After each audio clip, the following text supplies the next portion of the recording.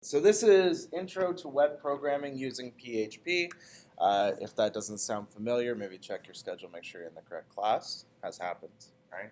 I am expecting about almost another 15 students.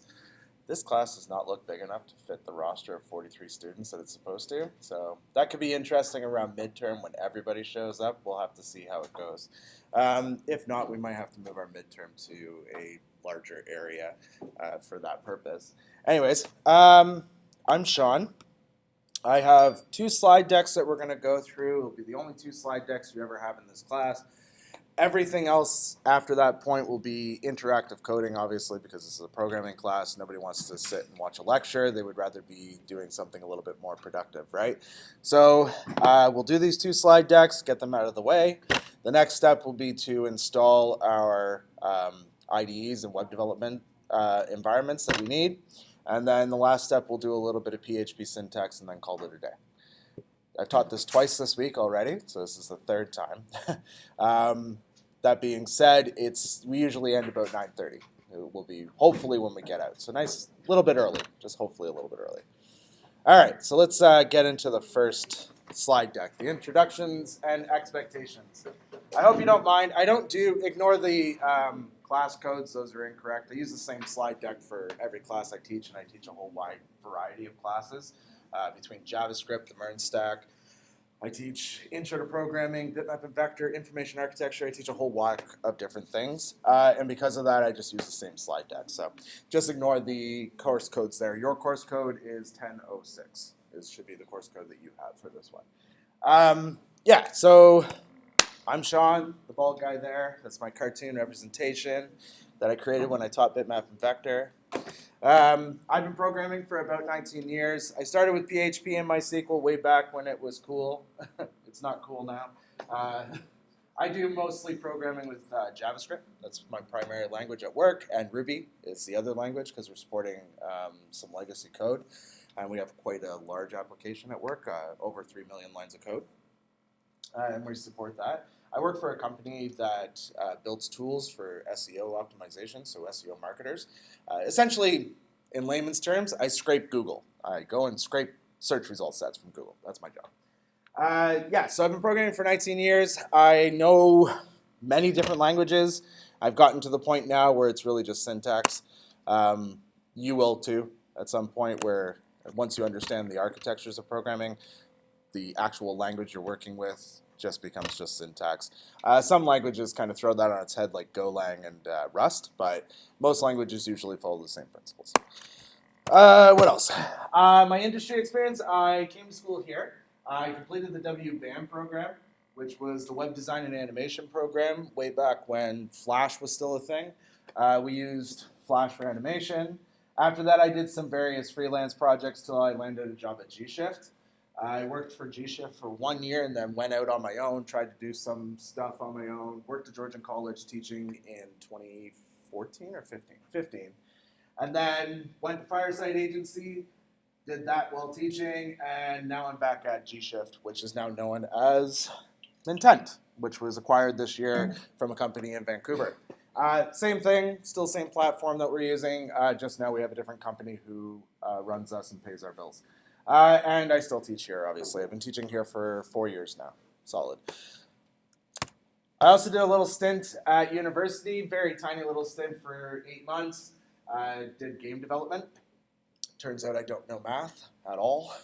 It was absolutely tragic, that part. Programming side was fine. Math is usually taken care of in some of the math libraries you use. But it just, driving and commuting back and forth to Oshawa from Aurelia was too much, and I've got children and a wife and everything else and other commitments, and need to make money, so it wasn't really for me, so I got out of it. Reason why I bring it up, though, is you guys are all nice and young.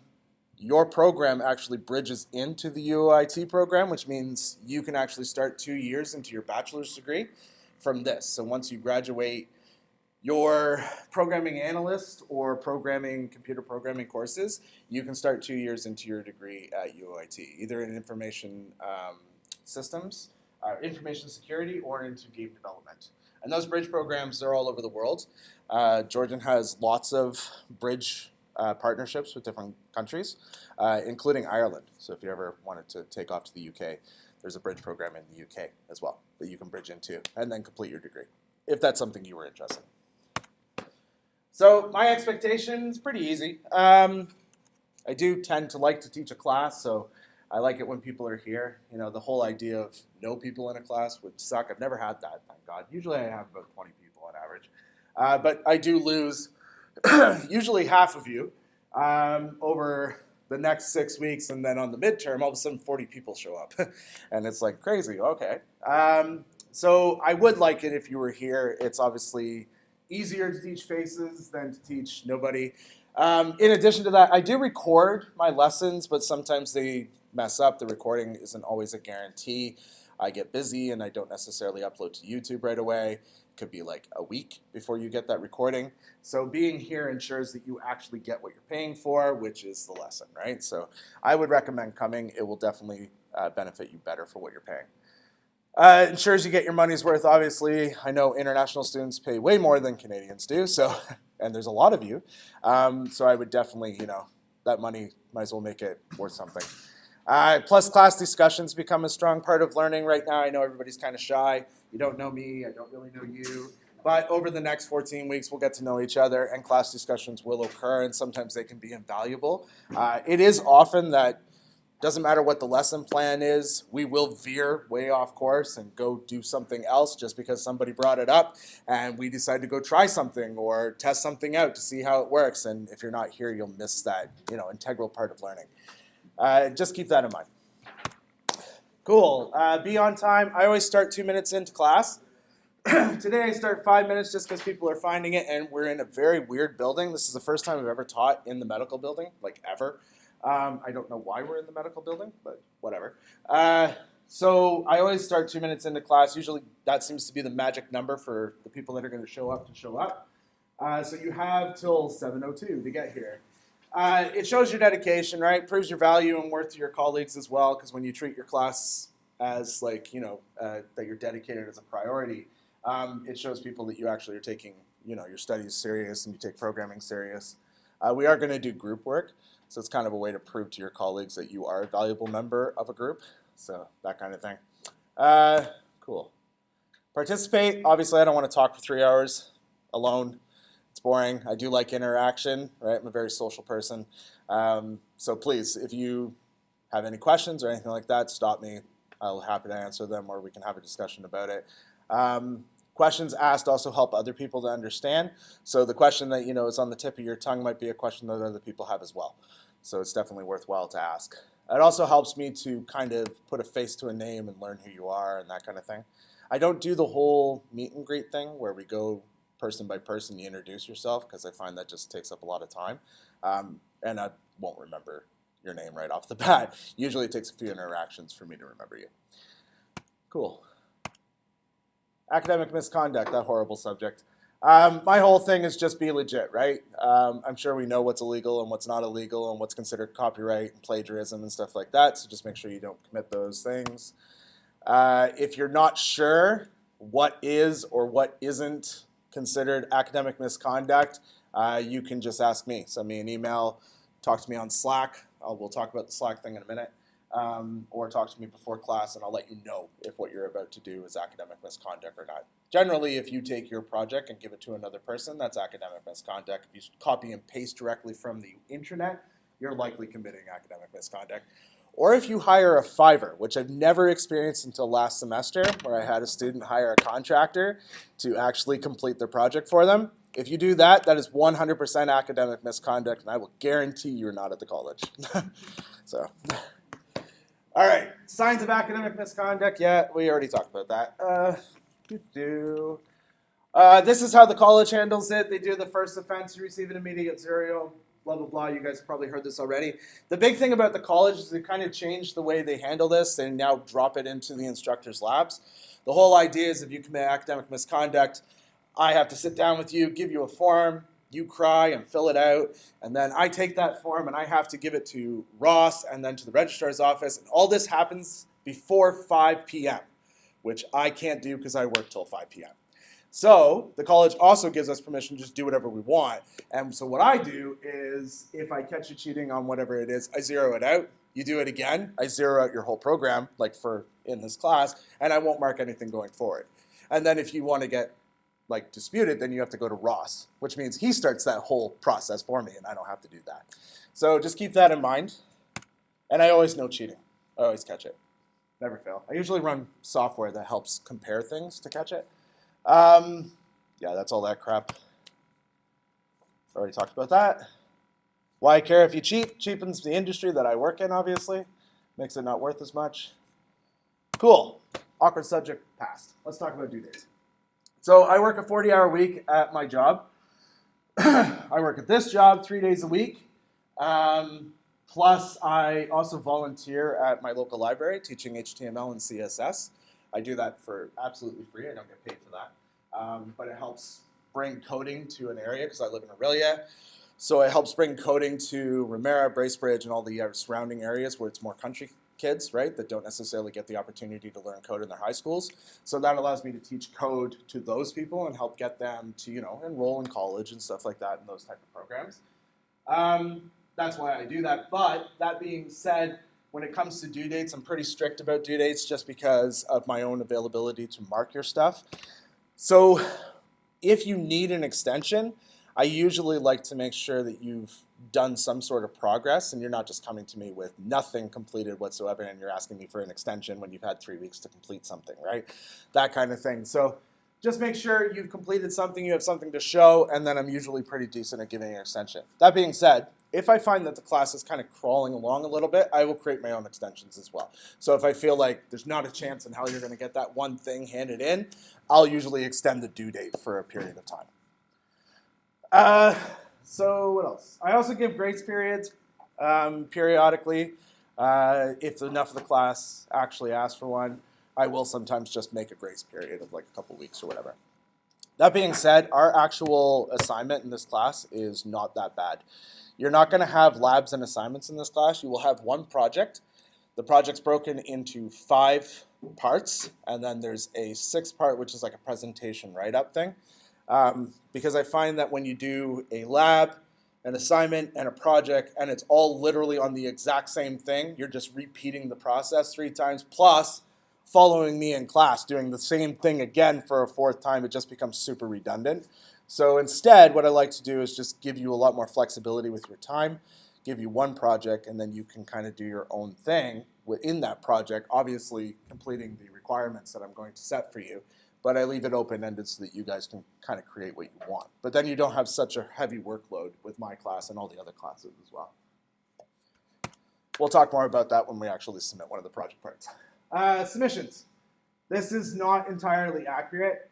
Your submissions will be Dropbox. Sorry, not Dropbox, GitHub. We will actually next week talk about how to use GitHub. How many of you have actually used GitHub out of curiosity? That's what I thought, just a couple of you. So next week we'll do GitHub quite extensively. I'll teach you how to create a repository online. I'll teach you how to download and install Git on your local machines. We'll learn how to do adding files and committing files and all that type of stuff. So your files will actually exist in GitHub. And then when you go to submit a project part, you'll just submit your GitHub link. That's it. So super easy. It'll also make collaboration easy because your projects will be group-based. You don't have to work in a group, but they will be group-based if you so choose to. So it makes collaborating a lot easier. Group work, group evaluations, group dynamics. We'll talk about that a little bit more in depth in a minute. The agenda for the average class, I will produce a sign-in for next week. Sign-ins kind of help me a little bit to kind of gauge what you know and who you are. It helps me put a face to the name because as obviously you fill in your name, I can see it and I can see your face and I slowly learn who you are. Then I also kind of learn the regulars, the people that tend to show up all the time. I do a previous class review, so we talk about what we learned in the class prior. I do a quiz on whatever the class prior will be about. I introduce whatever the agenda is for that day, and then we do an interactive lecture. If there's time left, we'll do in-class project support, so if you're having difficulty with your projects and there's an extra half hour, I won't leave before 10. So you have up till 10 o'clock to talk to me about your project. So I do tend to stay later. And then 2 breaks, usually totaling 20 minutes. Sometimes I'll bump that up to 15 if I feel like we're kind of drained, but usually it's 20 minutes worth. Cool, communicating with me. I don't know why Slack seems to be an issue for people. This is one of the biggest industry tools. I use it at my job at Mintent. Now I'm using it at Georgian because they finally got into 2019. I've used it in other jobs that I've worked at with Fireside, plus I use it for my personal use to interact with students as well. Slack is just super easy for me to utilize because I can have multiple workspaces that basically define my different environments. So like my job is a different workspace, you guys are a different workspace. But the other cool thing about it is it's on my tablet, it's on my computer, it's on my phone, it's on my work computer, it's on my home computer that I use for building my lessons. There's like 5 different resources where you will access me. If you send me a Slack message, I usually respond within a half hour. Like it's pretty fast. You send me an email, could be 24 hours or longer because I don't tend to check my emails much. So just keep that in mind. Slack is definitely the best way to communicate. The Slack link you will find in Blackboard under resources. I do recommend going through the process. Some people are like, well, I don't really like Slack because I can only use it in the web browser. Not true. You can actually download the desktop application for Windows and you will get notifications to your machine. You can download apps, whether it's Android or iOS. And if you have a tablet, same idea. Okay, so you can definitely download the applications, and they're a little bit better because they will actually send a notification to you, so you know when you've gotten a response. Plus, you can share files, which is super cool, and I can share code. I can actually take code and drop it in there, and you can copy code, nicely highlighted and everything else, so it makes things really simple. The other thing is, too, is do you guys have Chris Naismith this semester? Probably not, because I think he's teaching the MERN stack. I think that's your 3rd semester. Other teachers are starting to adopt our same Slack workspace.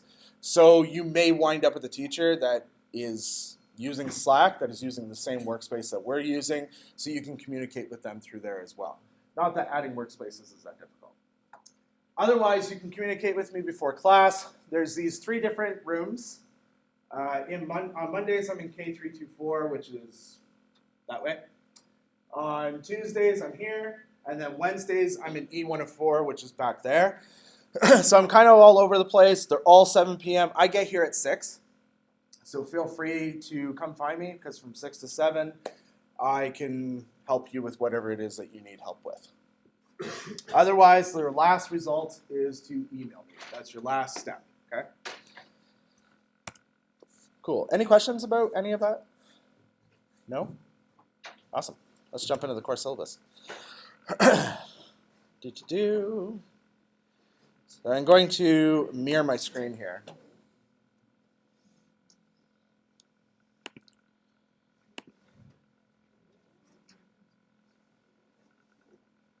And I'm going to show you one of the first tools we're going to use. So if you jump into Blackboard and jump into your PHP shell, so that you're in there, it's Intro to Web Programming. It's the shell you need to be in.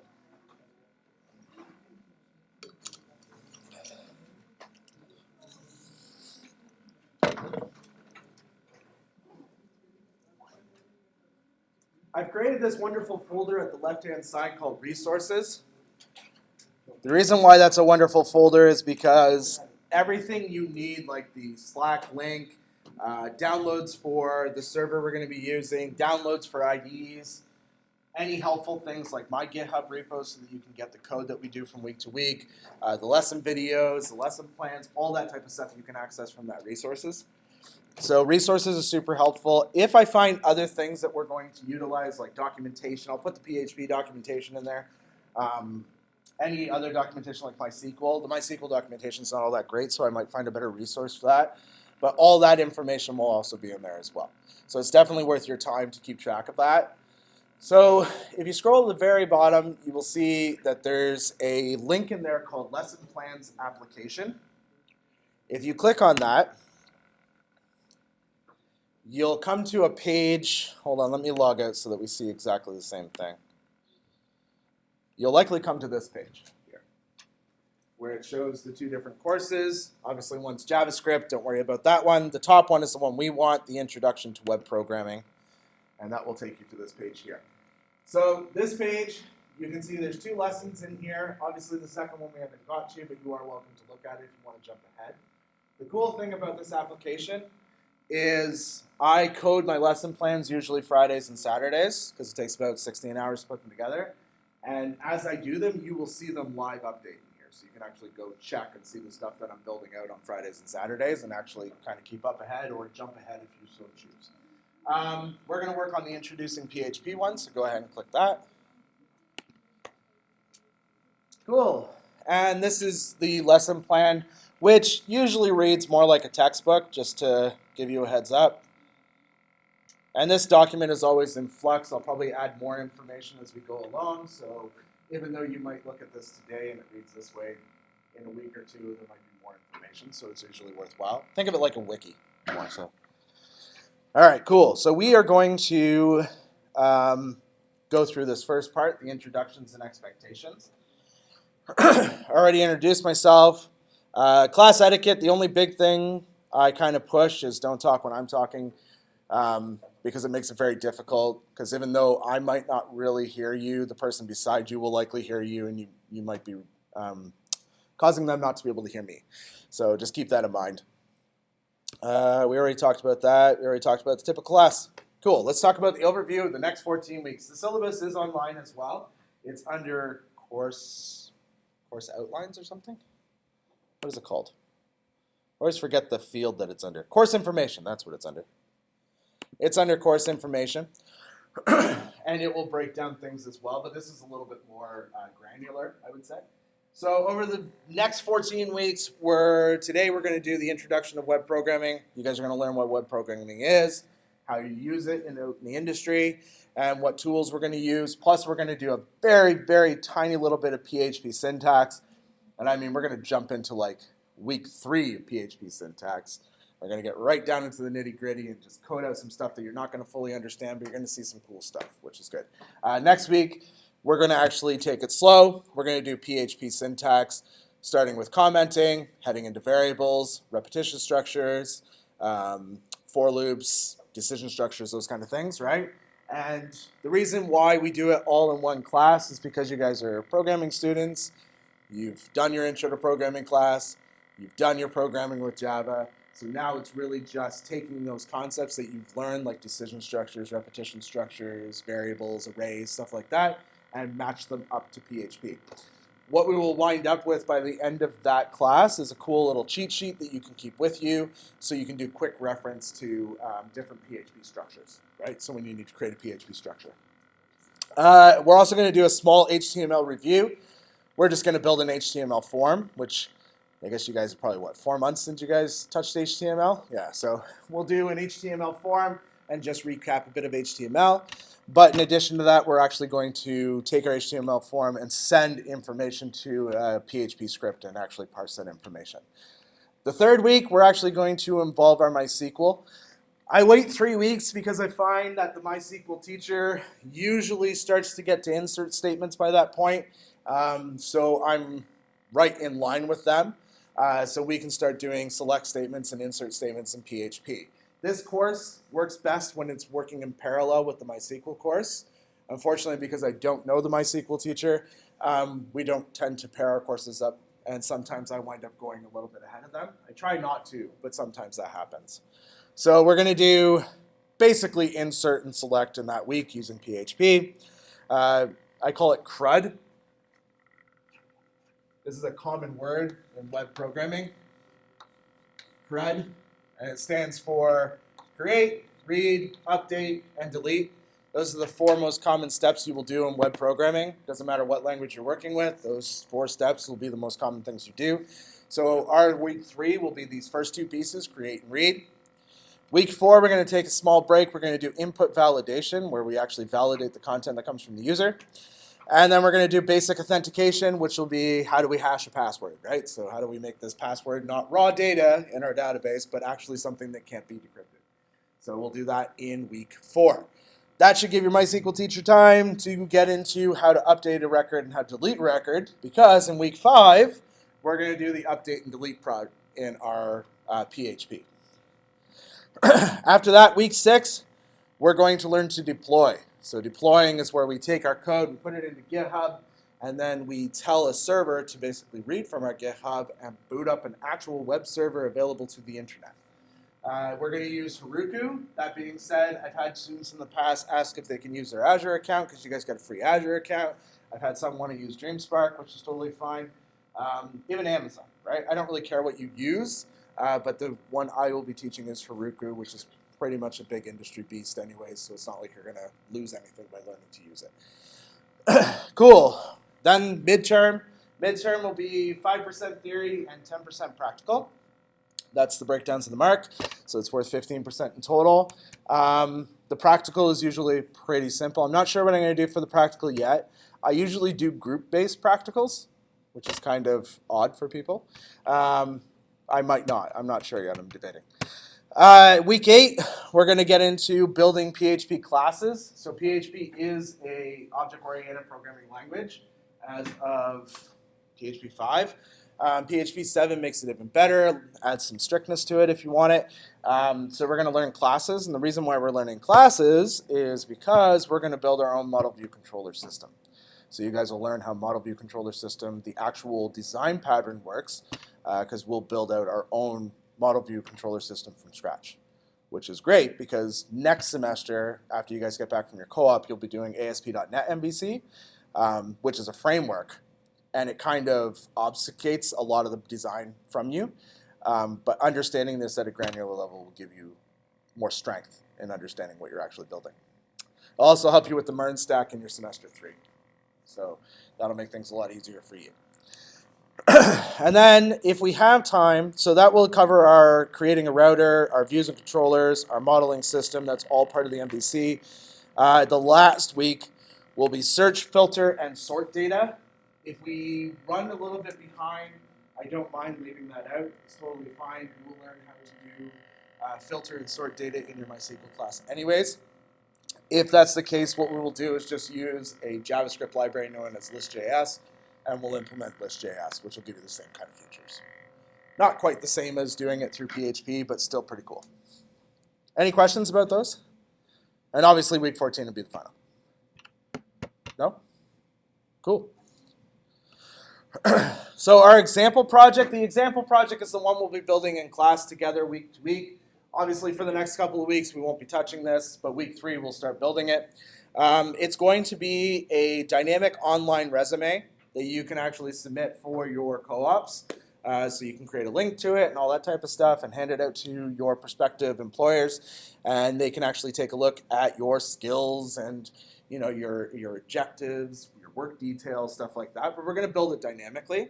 We're going to add a dynamic editor into the background for you and make it authenticated so that you can log in and add new skills that you've acquired, new work information that you maybe acquired, contact information, all that stuff. We're going to store it dynamically in a database, and you'll be able to modify that through your online portfolio. And each one of you will have your own online portfolio. So it won't be just building nothing. You'll actually have something at the end of this that you can hopefully use as you progress out in your career. The gradables, these are obviously the things I grade. Every class will have a in-class quiz. I say in class, but because we end so late, I leave it open till 11:59 tomorrow, so you have till midnight tomorrow to complete it.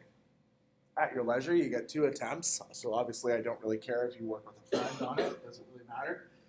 They're worth 1% each. The whole idea is just so I can kind of gauge how you're progressing and whether or not we need to slow down or speed up, right? Sometimes that happens. Very rarely have to speed up. There's 12. Obviously, 10% goes to the mark. You get a 2% bonus, which will offset anything you might be, struggling with. The group project parts are broken into 5 parts. They will make up 50% of the whole mark. There's a presentation write-up. It's one or the other. It's not both. Either you do a presentation or you do a write-up. Okay, so I know some people aren't big on public speaking. Totally cool. I don't have a problem with that. But you'll do a write-up instead. That's all. Major tests, obviously that's the midterm and the final. They're worth 15% each, totaling 30%. And then the bonus marks, I like to award bonus marks when I see out-of-the-box thinking. So that's like, you haven't taken something we've learned in class, you've actually taken something you've learned on your own and implemented it into your project or into a lab or whatever we've done. And that shows me that you're kind of like learning outside of class, which is something you should be aspiring to do. When I see that type of stuff, I like to award bonus marks. So you can wind up with an extra bonus 10% in this class. So you can wind up finishing this class potentially with 112%. Obviously, only 100% gets recorded into Banner. But you can finish this class with 100% with no issue.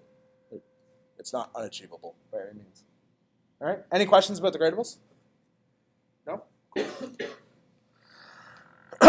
Like I said, there will be group work. Group work is not required. See it highlighted in red because people ask me that at least 20 times after I mention it. It's not required because I know some people are antisocial. They don't want to talk to people. They just want to do their thing, go home, and that's it. Or, maybe you have jobs, or maybe you live outside of Barrie, and commuting to Barrie just to do group work is kind of annoying. That being said, there's enough online collaborative tools that you don't really necessarily need to be here to collaborate with somebody else, and I do recommend doing group work if you can. You can have up to 4 members in a group, okay? I do ask that all 4 members be equal contributing partners. That's very, very important. I know that's not likely going to happen. That's why I also asked for a group member review. What the group member review does is it allows you to be able to review your other group members anonymously and kind of grade them out of 5 and say whatever comment you want to write. And then that also reflects in my grading because I do grade each group member individually. Okay. All group work has to be submitted individually by each person. I've tried to use Blackboard's groups, and they're terrible. They're the worst thing ever, and I refuse to use them. So if everybody makes sure they submit, plus you'll submit a README with each group member inside it, then I know who you are and how to associate you and how to associate your marks. Okay? We'll talk more about that when we actually have a project to work on. Cool. Any questions about all of that wonderful information that you just kind of got dumped on you? No? Awesome. You should see your faces. You're like, what the fuck, dude? It's all right. It's a lot of stuff to cover, and I do apologize. We have one more slide deck, and then I promise we'll take a nice 15-minute break, de-energize ourselves, and then we'll install tools, which I guarantee you will take 45 minutes. Now, I have a question before we actually get to the tools part. How many of you have Andrew as your MySQL teacher?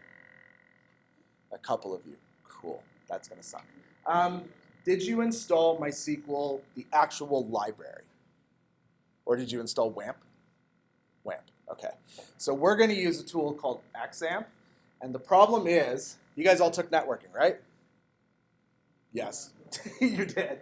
And you learned about ports, right? So you know what a port is? A port is like punching a hole through the computer and saying, hey, I can expose myself to the internet. Like, expose myself to the internet, right? So MySQL, right, when you run Xampp, MySQL is a server. Think of it like a computer, right? Boots up, and it punches a port through and says, hey, I'm here on port 3306. So the problem is we're going to install Xampp, and Xampp is going to run MySQL, and it's going to go, hey, I'm here on port 3306. But Xampp is going to say, no, dude, that's my port. You go away. And we're going to wind up with a conflict, okay? So I find the easiest way to do this, we have a choice, is to uninstall Xampp because Andrew also supports Xampp. She's totally fine if you use Xampp, and we can use Xampp going forward. Or you only use Xampp, and you just have to follow an extra step. That's it. So it's probably easier just to keep with Xampp.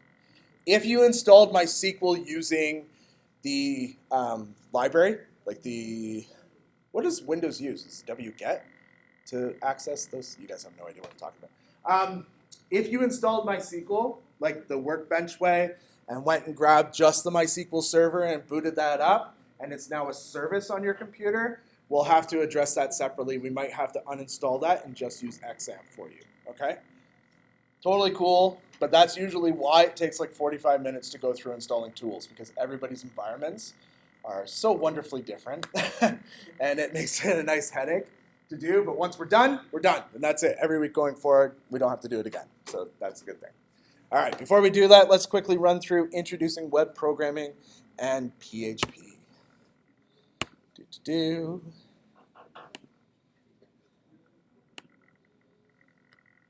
All right, web programming. Cool, up to this point, you guys have done, unless you've done it outside of this class, which I imagine some of you do. I always meet programmers who love programming, And because they love programming, they've actually learned programming outside of the class, which is awesome. And they may have dabbled in a bit of web programming. For those of you that haven't, you've likely only done Java up to this point, really, except for maybe slightly some HTML, right? Java, obviously, is application development. You're using applets. You guys didn't do JSP, right? Java Server Pages? No. So, yeah, so everything you've built with Java so far has been application-based, right? You created an executable that you were able to run or a jar file that you were able to run. So that's different than web programming. That's like something you run on your desktop. It's personal to you. It's not accessible to anybody else unless you share it with them through like a file system. It's only available to you. Web programming is different. That's an application that's now available to the world, right? It's available to anybody who has access to your internet address that you've created, right? The IP address that you're using, that you're sharing your project on. So it's a lot different in that idea that you can actually reach out to the whole world and give them your application. So the goal of this course is to eventually stop seeing the web as a user. Not opening up the browser and just consuming whatever you see, but actually start seeing it as a developer. So seeing the different pieces of the web, you know, like the headers and the code that runs in the background and the cool little nuances of a web page, but not thinking of it as a user where, oh, that's pretty. Thinking more like, how can I do that? How can I make my site do that same thing, right? This thing's vibrating and it's going to show up on the mic. So user versus developer, right? When we think about users, users exist in all industries and developers exist in all industries. If we think of it abstractly, right? So a user, when we go to McDonald's, we're the user. We consume food at McDonald's. We order the pretty little burger. They never look like that when you get them. But you order the pretty little burger, the French fries, and the Coke, right? You spend all that time, you enjoy it. But as the developer, you appreciate the hard work, the tools that have gone into creating this. You know, the deep fryer that beeps and tells you when the fries are done. The burger, the little squishy thing that puts all the condiments on it, and the Coke that you actually have to pour. You appreciate the actual development of that particular meal. Or maybe you go up higher in the chain and you're the guy that actually creates the recipes that then wind up getting turned into these fast food restaurants. You're this guy, right? You're Ronald McDonald. You're the guy that is creating the whole brand and the idea of that food. Sistine Chapel, right? Does anybody know who painted the ceiling of the Sistine Chapel? It's funny, I've had one student know that it was Michelangelo that painted the Sistine Chapel. Like, talk about lost history, right? Anyways, this wonderful whole ceiling, the side walls, everything you see was painted by Michelangelo. You know, tens of thousands of hours of work, and it's absolutely breathtaking, right? And everybody, you should know who Michelangelo is. You've seen him 100 times. Right? No, it's not that guy. It's not the Teenage Mutant Ninja Turtle. Obviously, it's this super old dude. Long before there were cameras, right? We had to paint people's pictures to get them to stand very still for hours on end. Right? But he painted that whole ceiling. The users enjoy it, but you got to imagine what his process was. He's the one that had to mix the paints. He's the one that had to choose the right consistencies that would stay stuck to the ceiling for, what, a few hundred years now? Right? Users are interesting people. Users also have an idea in their heads of what they want you to develop, and they like to tell you that, right? And web users, oh, they're the worst. Clients can be the absolute worst because they know what they want their website to look like, and they want you to just reproduce it, right? And sometimes they get archaic ideas, right? Like, hey, man, mullets are coming back. Swear to God, they're coming back. I want a mullet. I know I will be socially acceptable with a mullet, right? And the thing that you need to understand about a user, even if it's a terrible, terrible choice, they're going to push for their idea. They're going to push and push and push, and they will reach out to every single person until they finally find a developer willing to do this wonderful haircut, right? I don't think I would trust those people to look at me, let alone cut my hair. But, not that I have any, right? But the whole idea is that you need to be compliant with your user. Try to find a happy ground when you talk to your user so they don't wind up going to those people, right? Try to see if you can help them out a little bit. User versus developer. And it is a versus, trust me. It is a competition. It is a battle that you will experience. And you will likely loathe your user. You'll loathe them until payday when they actually pay you for the work you've done. But up to that point, you might kind of hate them a little bit. that just happens because the users don't see all the work that goes into what you do. You know, they see the list of options, right? They don't see the fact that you just wrote 6 lines of code. They don't understand that concept part, right? Or the fact that because this list is a select to box, there's a JavaScript library that's powering that wonderful little interactivity in the background that you had to get to work. And likely you've had to do some R&D, some research and development in order to learn how to do that process as well. There's a lot more in that select box than just a box of options. The Google header, right? We all take for advantage that we see this every day, or hopefully we see it every day. But we don't understand that the developers, what they have to go through to actually make that work. You know, all the CSS styles that have to go just to get the darn thing in the middle of the page, right? All the pieces they want to do, the IDs they add to it so they can do some cool JavaScript effects with it every so often, or the fact that they flip them out every so often with those little interactive banners here and there, right? We see that. We see the CSS that goes into it. We see the media queries in order to make it responsive so that it works on our phone, works on our tablet, works on our TV, works on our watch now, right? All those different places that it actually has to be accessible. We see the JavaScript that's required to get it to work. We see all those pieces. Users, they love these type of things. Lightbox, that's what that thing's called. If you ever build a WordPress site, you'll likely have a user that wants a lightbox. These things are interesting because you click on the image and it blows up for you, and then when you click it again, it fades away, right, and adds into this. And the user can add more images in. They're super excited because it does this cool like Instagram tiling type idea. You look at that and you go, crap, that's going to suck. Because what's involved, you got to load in HTML5 so they get some search engine optimization off their images, and you're not just posting images blindly to the page. Photo swipe, because you're sure as hell not coding that out randomly on your own. You're going to want to use a library, or you'll use Lightbox or something like that. I mean, you could wing it, but it's going to take you forever.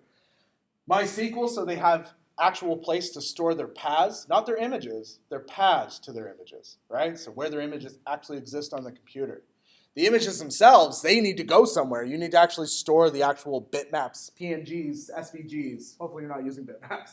JPEGs, right? So now you're into Amazon Web Services like S3, because a lot of servers now will not let you put them on the server itself. You have to store them off-site. And then cascading style sheets to make the styles and the little lightbox show up exactly where they absolutely need it, right? There's a lot of work involved in making that wonderful little image gallery. So why would we choose web applications over desktop applications? This is an archaic side deck written 4 years ago. I don't think this is a common question amongst developers now. We know web applications are crucial, right? They're not going away anytime soon. You use them every day already. You use them actually even when you don't realize you're using them. How many of you have Steam? That's what I thought, right? A few of you. Or Origin? How about PlayStation? Right? A few of you? The interfaces that you see in a lot of those applications are web-based. They're actually running with HTML, they're using JavaScript, and they're using CSS, and they're populating them from databases. That happens all the time. When you use Steam Play, right, and you're actually on your iPhone or your Android or your tablet, and you're streaming from your computer to that device, it's using web transfer protocols in order to transfer the data from your computer.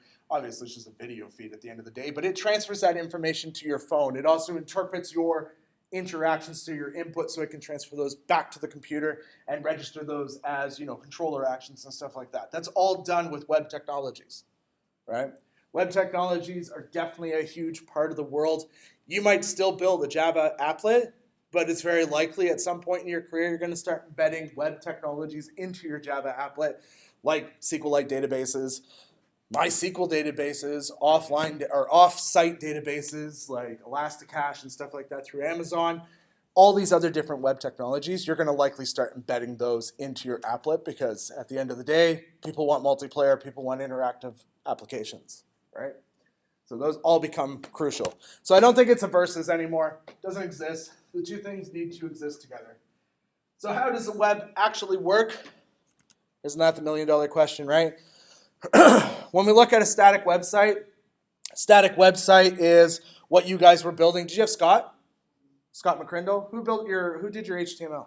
Julie. Julie? I don't think I've ever met Julie before. But when you guys did HTML, you didn't do any PHP, right? No Ruby, no ASP.NET, no Python, Golang, anything like that. It was just raw HTML and CSS. Did you guys host it onto the internet? Yeah? What did you guys use, Netlify or something? Oh, okay. So when you guys did this, there was a server running, but it was kind of detached from you. You didn't really know what it was doing. There was a server running, and it was distributing your HTML for you. But anytime you wanted to make a change on your HTML page, you're opening it up in your IDE, you're modifying it, and you either pushed it to Git if you were using that application, or you were pushing to FTP, right? And that's the only way you were able to do that. Obviously, that doesn't work for a user. If a user wants to modify a site, they're not going to go learn HTML to modify the site. They need some way to interact with it, right? So a static site, the user types in the address into the address bar and makes a request. That's what a request is. When you type that little thing into your address bar, like google.ca, amazon.com, Pornhub, doesn't matter what it is, and you hit enter, it's going to make the request out to your browser and it sends that through the internet.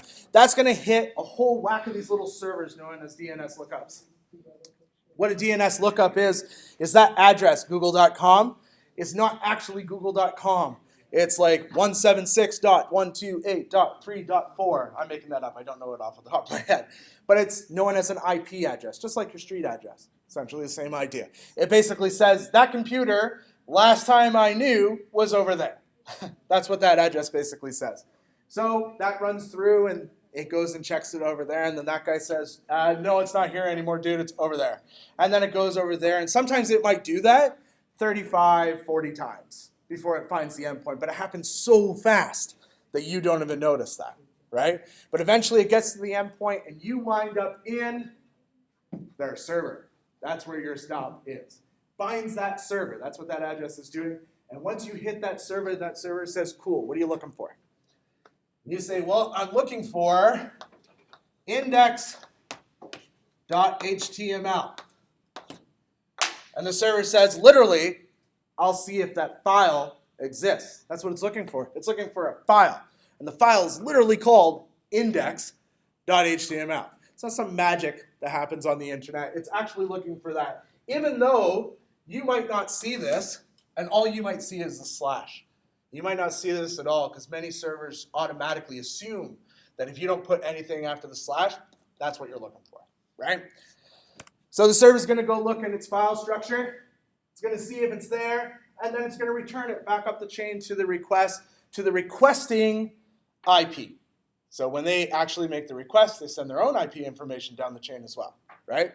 And the server says, cool, I found it. Here you go, and sends it back to the browser. The browser gets the index.html page, and the browser interprets it, renders it, and gives them google.com, or whatever it is that they've requested, right? That's pretty easy. That's just a refresher, right? Refresher of what you guys already did in your HTML class. Dynamic websites, a little different. Dynamic website, they start out the exact same way as your static website, right? User makes a request. The user doesn't know the site's dynamic yet. Maybe they do. Maybe they're accessing Facebook, right? If they're accessing Facebook, they know Facebook is customized for them, so it's not static, right? It's definitely dynamic.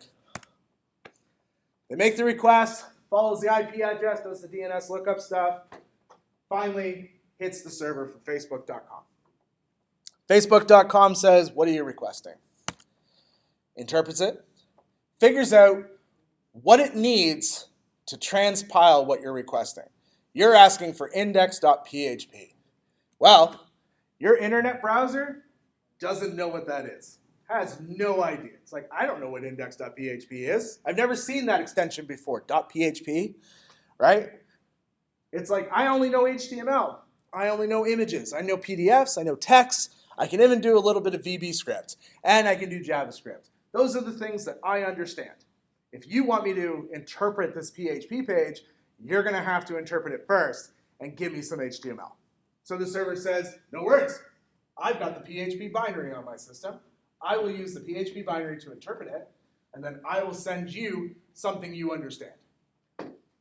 So PHP says, no worries. Let me interpret this script.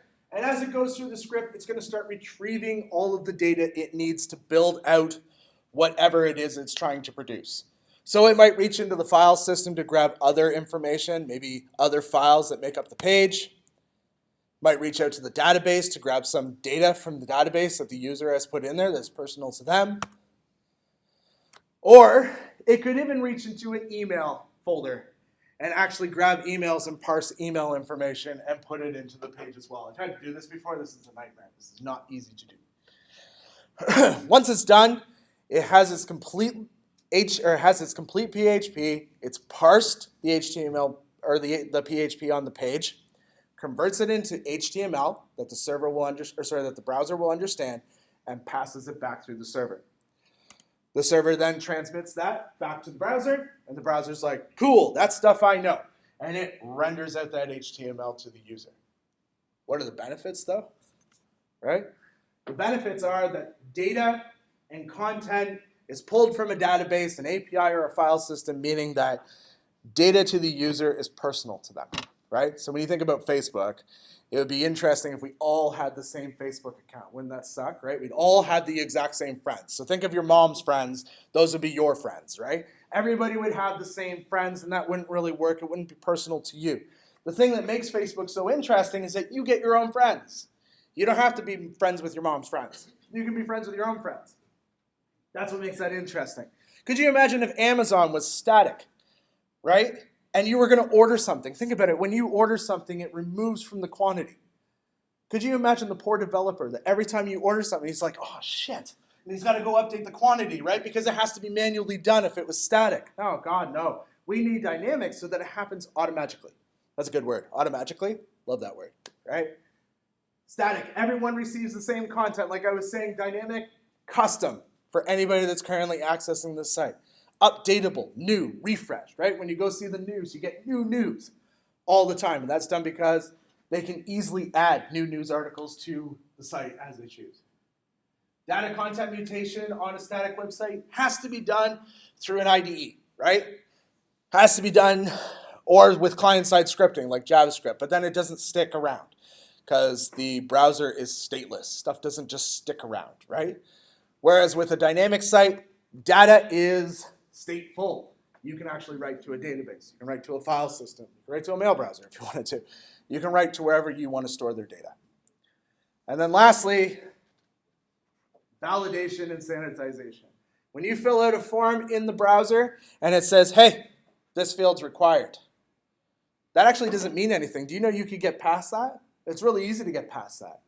You simply open up the code in Inspector, right? You guys have used Inspector before. Open up the code in Inspector, go find the form, type the word no validate inside that form as an attribute, and then go back and click submit, and the thing goes, okay, and off it goes, right? But that's where we come in, because that front-end validation, useless. Most useless thing in the world. It's only meant for user experience. It's just to help the user not have to go through extra steps, right?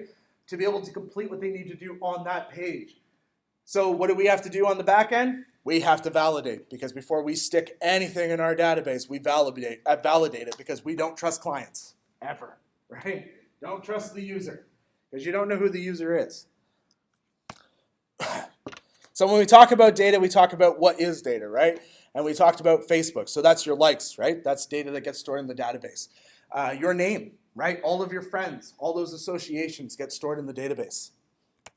When you talk about Amazon, right? Your cart details obviously are information that's stored in the database. It creates relationships between those different cart items and you. That's all data, and that's all stored in some sort of data source, right? 90% of the time it's a database. Sometimes it can be a file system. It just varies. And there's different databases. We're not going to do that. Yeah, we don't need to do that. Cool. Any questions? No? Quite a bit of information. The cool thing is it's like a 30,000-foot view that we're going to granularly look at over the next 14 weeks. So don't feel like you need to remember any bit of this whatsoever. You can just look at me blankly like you are right now. It's totally good. I'm cool with that. Yeah, man. Do you recommend any resources outside of class for going beyond? For learning with PHP? Yeah. Let me see if I can find a good one. It's been a little while since I've actually touched PHP myself, because I built an MVC about 2 years ago out of it. but I just use the PHP documentation. There's W3 schools, which I don't 100% recommend because some of their information could be dated, but that's a good starting point. So definitely W3 schools, but I'll see if I can find somebody that's stellar on YouTube or something like that that's a good resource, and I'll put it in the resources for you. Cool? No worries. As for HTML, MDN. MDN is always your source for HTML or JavaScript. That's the Mozilla Developer Network. They're the guys that make, Firefox, obviously. They also standardize the internet. They're the people you want to learn from. MDN should be your next source. Cool. All right, why don't we definitely take 15 minutes, right? We'll go to 8:15, and then we'll install our server environments, and then we'll write a little bit of PHP. Cool? All right. So the first thing we're going to use is a thing called Xampp. Some of you may have WAMP installed, and if you have WAMP installed, don't bother removing it. You can just use WAMP. That's totally fine. Now, I also learned that some of you who have a database class might already have Xampp installed, and if you have Xampp installed, then you will just have to open it. It's really only for those that don't have that. So let me explain what these things are. WAMP, Xampp, those of you on Mac might be using MAMP. There's all these ampy sounds, right? They're all kind of like a pseudonym for this wonderful world. Known as LAMP. Does anybody know what L stands for? No? It's an operating system. Linux. Anybody want to take a guess at what A is? It's a server. Apache. That's the server we're going to be using. Anybody want to take a guess what M is? It's a database. MySQL. MP. PHP. Anybody know what that thing's called? Starts with an S. It's a stack. It's a common term in web programming. Stacks. What stack are you using, man? What are you rolling? What stack are you rolling for that application you're going to build? I'm going to use the MERN stack, right? MERN, Mongo, Express, React, and Node. That's what those stand for. LAMP stack, one of the most famous stacks. Linux is the operating system, usually DigitalOcean, Amazon, Heroku, whatever you happen to be deploying to. That's your operating system. Apache is your server, though a lot of people are switching from Apache over to Nginx because Nginx is a lightweight server and it's a little bit faster. So either Apache or Nginx. MySQL, that's your database piece. So there's other SQL databases. You'll find tons of them, and usually the SQL language is fairly similar. There are some differences between SQL languages, but ones you will touch will be MS SQL likely in your career, especially if you're doing ASP.NET. MySQL, which you'll do in this class. And then when you get out to the industry, when people start using SQL, generally they use something called Postgres, which is PostgreSQL. Same idea, just has a few more little extra features. And then PHP, that's our server technology. The server we're going to use, our server language technology. There's tons of different server languages like Python, Node, PHP. At my job, we use Ruby. There's a lot of different types of server languages. All right? So that's a stack. And the stack we're going to use is LAMP. So what's Xampp? Xampp is a local stack. It's basically the whole environment that you need, but on your local machine. I hear mumbling, like lots of mumbling. Hello, girls? Girls, can you give, please? Hello? Jeez. Somebody want to tap on them and tell them to shit. All right. Xampp, like I said, that's a local environment. It runs on your local machine, and this is a common process that you do in web programming. In web programming, you develop locally on your machine. Then you take the contents of your local machine, like the web application that you built, and you move those to the internet where you can now deploy them out to the real world. Often you'll wind up with 3 different steps. That's called local development. Usually you push to something called a staging server. Staging is like an intermediary step where you can do your tests, but now in the online environment. And then you'll have production. Production is like, that's what your clients are going to see. That's the finished product, right? So Xampp allows us to develop locally. It mimics a basically a LAMP stack for us. What it will do is it will run an Apache server on our local machines and serve out to our browser, which we can access through localhost, which will be something that you'll learn to use. MySQL will also run on your local machine. You will wind up with your own MySQL, which you guys have already probably booted up using in your relational database class, right? You've already done that process. And then P, that's just the binary. That's our PHP binary, which Xampp makes sure it's installed and make sure it's the most up-to-date version, which is 7.3.9 or whatever. And it just makes sure that all three of those things are available to us. So here's what you need to do. You all have relational databases. Does anybody not taking relational database this semester? No? Okay. You guys would have installed something for your relational database. Are you all in the same relational database class? Pretty much? Okay. So what I want you to check, if you're in Mac, it's a little bit different, but if you're in Windows, I want you to just look in your C drive for Xampp. Okay? Just see if you already have Xampp in there. Because if you do, we're just going to run that one. We're not going to reinstall it. Okay? Now, just out of curiosity, how many of you do not have Xampp under your C directory or are running a Mac? Just a few of you? Okay, cool. That's fine. That's totally fine. Next thing I want you to do, I want you to check and see whether or not you installed WAMP. I can't remember where that's located. I believe it's under the C drive as well. Yeah, so if you go to C:/ or just C:/ I guess, WAMP. So the idea is that if you have either one of these, you have nothing to do. You don't need to do anything. We'll just start them, okay? Is there anybody out there that has neither of those things on their computer? So doesn't have WAMP, doesn't have Xampp. Cool. We're going to get a lot more done today than usual. So if that's the case, here's what you're going to do. If you have Xampp, you're going to need to load Xampp. So underneath the C drive, right, you're going to have to go under Xampp, the folder, and open it up. And you're going to see Xampp control. Right-click on that and choose to open with administrator privileges if you're on Windows. Anybody running a Mac in here, out of curiosity? Okay, cool. That makes this easy. So Xampp control, right-click on that and run with administrator privileges.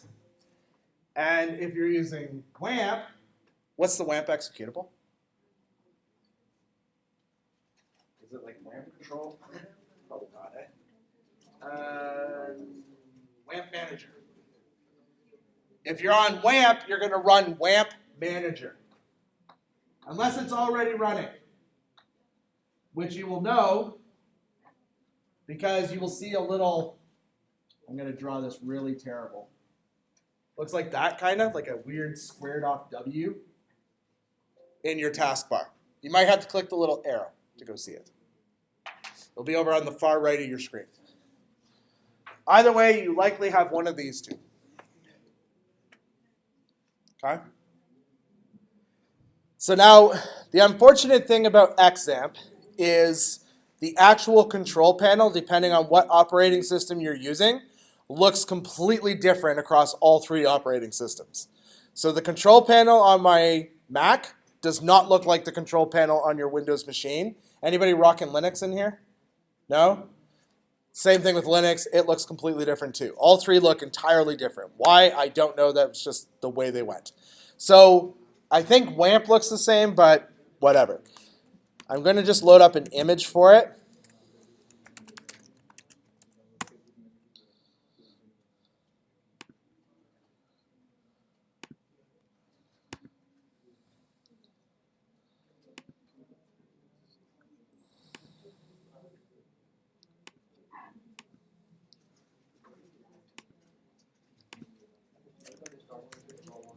All right. If you're running Xampp, when you run the control panel, it's going to look like this. The only two things you need to run are Apache and MySQL, and make sure they go green. That's what we're looking for. Okay? Don't worry about FileZilla. That's for FTP access. We're not running an FTP server, so we don't need to worry about that. Mercury, I think, is for mail. And Tomcat, I can't remember what Tomcat's for. But these three you don't need to run. We just need Apache and MySQL. I think Tomcat might be for debugging. So just make sure they go green. If they don't go green, or you get a big red error down here in the console, I'm going to need to know because I'm going to need to have to help you. Okay? Those of you that are running WAMP, you're kind of on your own. Open it up. Let me see if I can figure out how you actually run the server from it. Let's do Windows WAMP and see if I can see the interface. There's a start all services option. That's what we want. We want the start all services option. I believe if you right-click on it, it opens up. Yeah, right-click on the little W and click start all services. And if you did it correctly, it should go green, from purple to green, right? Yeah, it should go green. Did anybody who's running Xampp get an error? You did? Yeah, no worries. That's what it's for.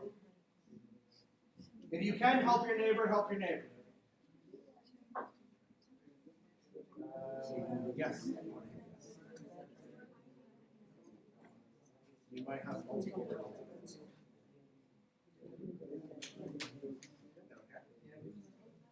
Next.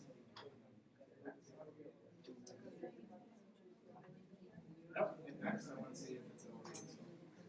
It's already installed.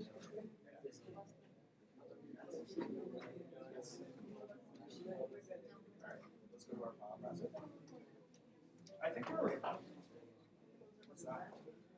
Oh, wow, you know.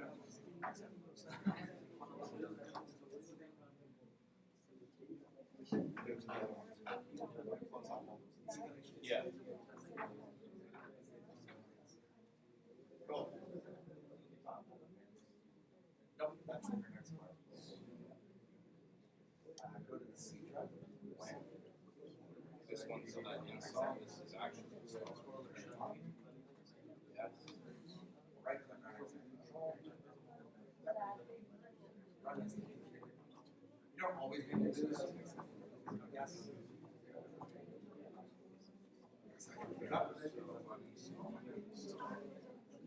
Start. Both. Everything works with 80, 306, we're good to go. You were good to go. Oh no, you're not. So you're good. Yeah, that's totally fine.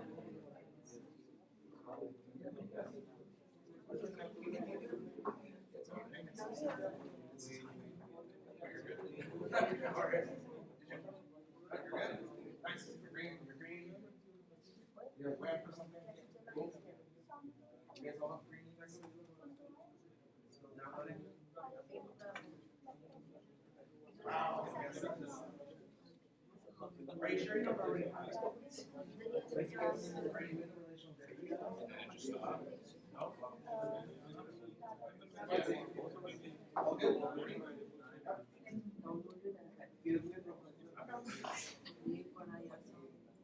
Start off.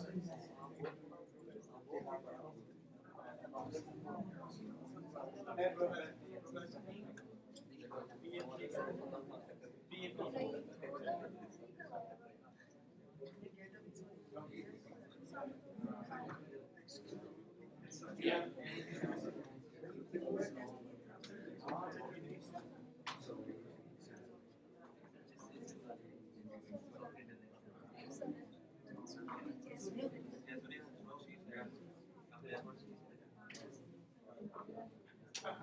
I think it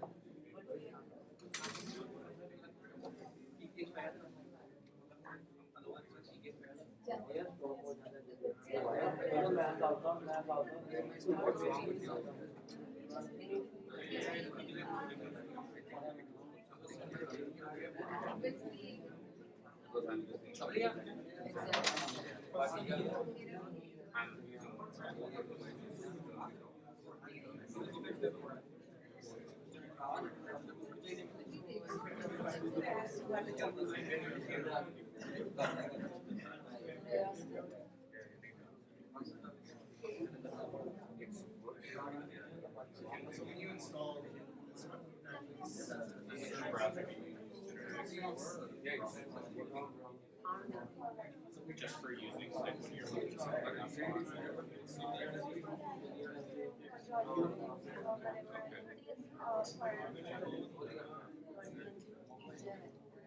it doesn't really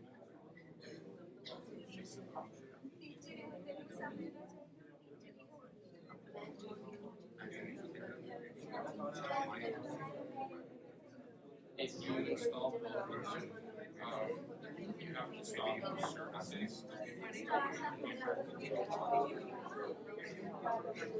Kind of.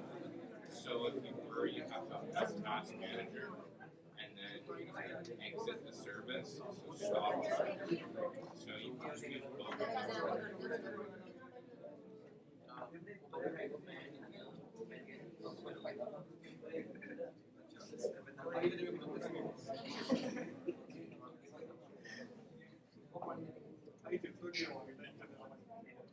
Might have to ask the professor. I don't think so sure.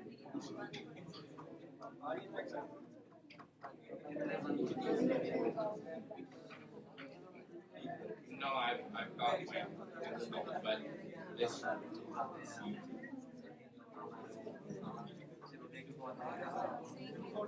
it'll look like that. You'll have this icon the red one, yeah.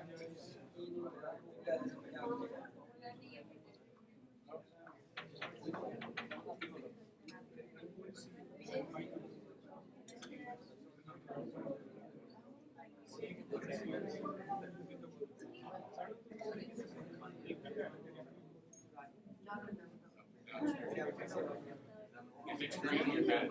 So I don't know what it was doing before, but as long as you see that green, yeah.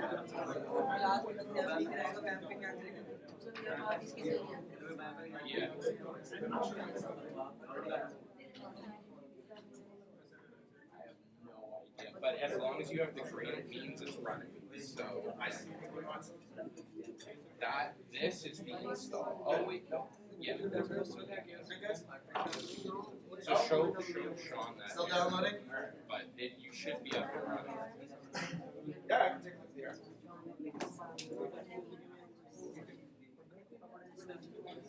Yep, yes.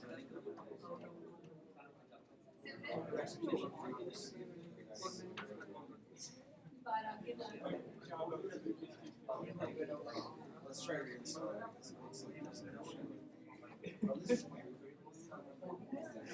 I did just reinstall it on every shape. Oh, okay. Yeah, I don't know what's going on, but it looks like it's fine. Yeah, the green is there, but when you try to open it up from the actual launch, it comes up with a DLL error. So,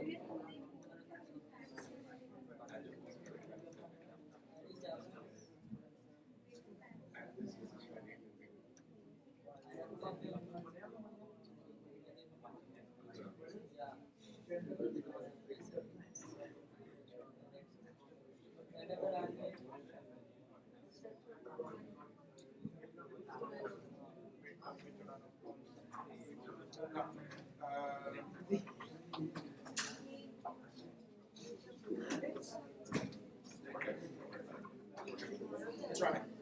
It's running. I don't know why it's not letting us in the control panel, but it's running. All right, just while we're waiting for things to download, let's talk about IDEs, right? So IDE, interactive development environment. I forgot what it meant for a second. So you guys likely already have IDEs that you like to use, right? So you probably have NetBeans that you use for your Java class. I don't recommend using NetBeans for PHP coding. It's not really going to be beneficial. It's a little bit kind of heavy for what we're doing. We only need a very simple development tool. So you have an option, right? I'm not sure what Julie would have used with you as an IDE, but maybe brackets. Atom. Atom is totally fine. You don't have to marry it though, right? If you don't want to use Atom, don't use Atom. I use VS Code, mostly because I have a theme that I like to use, and that's really my only reason why lately. But I use VS Code or I use Sublime. Those are my two choices that I tend to use. You can literally use any lightweight IDE. There's VS Code, Sublime, Atom, and brackets are the big four ones. As a Georgian College student, you also have access to WebStorm, which is a PHP developing tool from JetBrains. JetBrains are pretty good, but again, they're kind of a heavy tool for what we're doing. We don't really need anything that heavy. I would just recommend one of the free flavors, which is Atom, brackets, or VS Code. That being said, under the resources, you can find a link for VS Code in there if you want to download and use VS Code.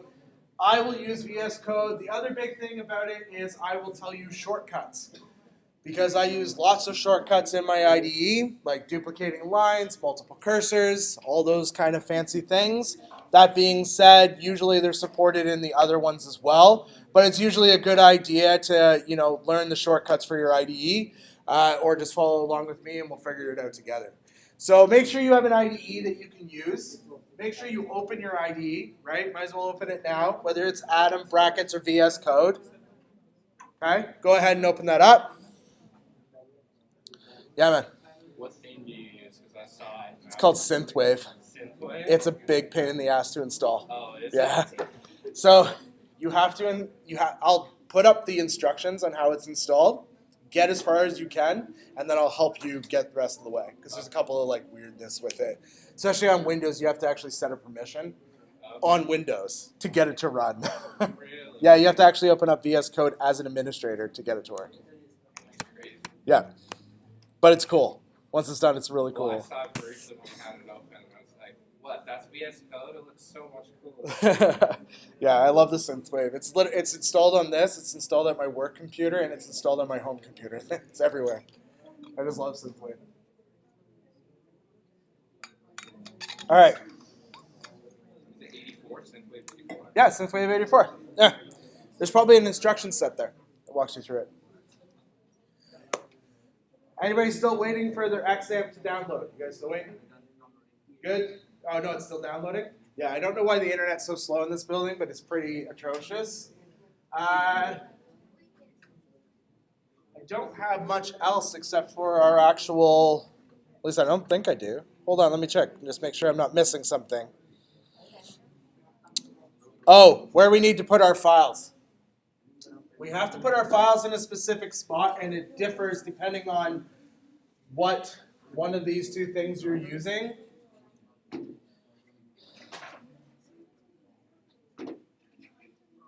It'll definitely be easier for you to hear me if you're not talking over me. All right, so you're going to go to C. If you're on Xampp, you're going to go to C:\Xampp. And your web files, what happens is Apache has a directory already in there that it uses to serve your web files for you. Your web files you're going to put under ht docs. That's where your web files are going to go. So we're going to do one step further. We're going to create a directory called COMP-1006. And then under that directory, no, just leave it. Just create a COMP-1006 directory underneath htdocs. Okay? Under the WAMP, I believe WAMP puts it under, it's weird. It's like C:/WAMP / and is it www immediately in that folder? Yeah, once you're in there, it's just www. Awesome. So you're going to go to the www folder, and that's where your docs are going to go, and you're going to create a folder in there called COMP-1006. So if you're using WAMP, it's under the www folder. If you're using Xampp, it's under htdocs. Will any of what we do with WAMP in this class affect how My SQL class works? Yeah. No, because we'll create our own database for this class and everything else. Oh, okay. Yeah, it'll be completely separated from whatever you're doing in the other class. Okay. Just be careful when she goes over dropping databases. So that we don't drop this. So you don't drop this database. Okay. Yeah. I mean, it probably won't be a big issue because we're just going to write test data to it. Yeah. Your production database she won't have access to, so because it'll be on Heroku. But all right, you're good? Is it running? Or you just ask how to install? Click start with Let's see what happens. All right, so we have an error. The reason is because the port's probably in use.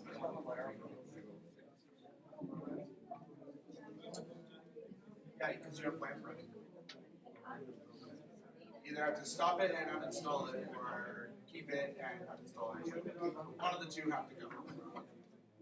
So you can have WAMP or you can have Xampp. You can't have WAMP and Xampp. Yours is working. You're good. That's it. So go to the HT docs. So go to C, Xampp, HT docs, and create COMP-1006. Yeah. Yeah.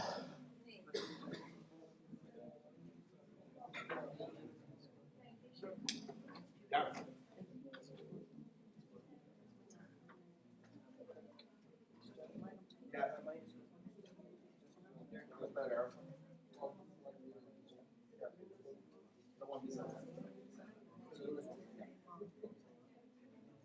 You have a whole whack of Xampp running, and then you have WAMP running. So you can run WAMP or Xampp. You can't run both because it will fight with us. So either close it off and uninstall it, or keep it, just close it. No worries. All right, so why don't we take a 10-minute break now? We'll come back and we'll do the small little bit of PHP we're going to do. I can get a chance to get some water. And then we'll probably call it early today. We'll probably be done at about like 20 after 9. It's cool? I mean, you don't want to stay later, do you? You can if you want. But all right, cool. Let's take 10 minutes and then we'll come back and we'll write some PHP. Okay, so, hello? So, hopefully you created these directories, right? So you have your Xampp htdocs and COMP-1006 if you're running Xampp. And if you're running WAMP, hopefully you have your COMP-1006 directory under WAMP.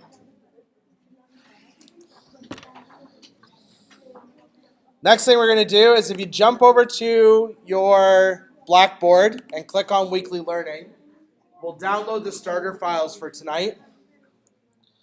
Go under Lesson 1, Introducing Web Programming and PHP Syntax, Part 1.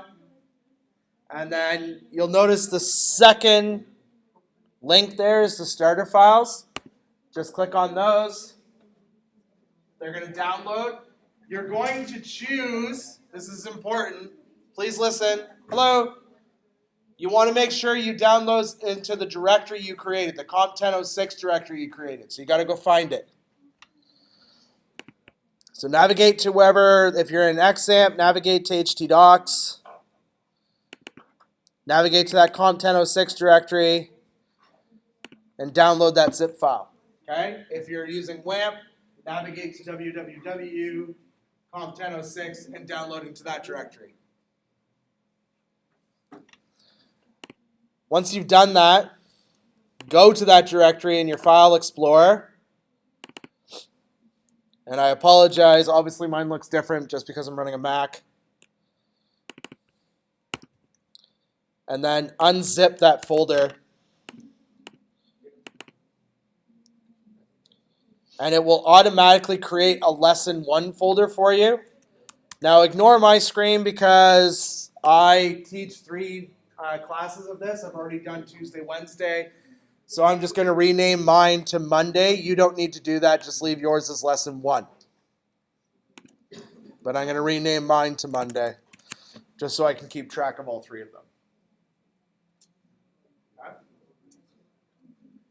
So you remember before we left for the break, I said open up your IDE.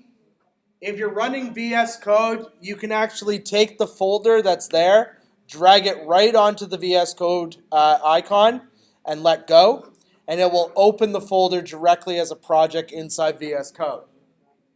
If you don't run VS Code, the other way to do that, and this works in every IDE that you guys are likely using, go to File, Open, navigate to that folder. Don't select any of the files in it though, just navigate to the folder and then click Open, and that will also open the folder inside your IDE. If you did it correctly, you should see the 4 files: index.php, dynamic.php, Php Syntax, and static.html. Yeah. So for the lesson, you have it within a folder. In the COMP-1006 folder. Yeah, so just drop that, all the folders into... You should have COMP-1006, lesson 1, and then those 4 files. Okay, because I have... Do you have lesson 1, Yeah. then take those out of there and put them into the other folder. So it's just COMP-1006, lesson 1, and your 4 files. Yeah. Yeah, you should only have 1 lesson 1 folder. If you have 2 lesson 1 folders, then you'll just need to move the files out into, so that you're only going like lesson 1, right? And then your files.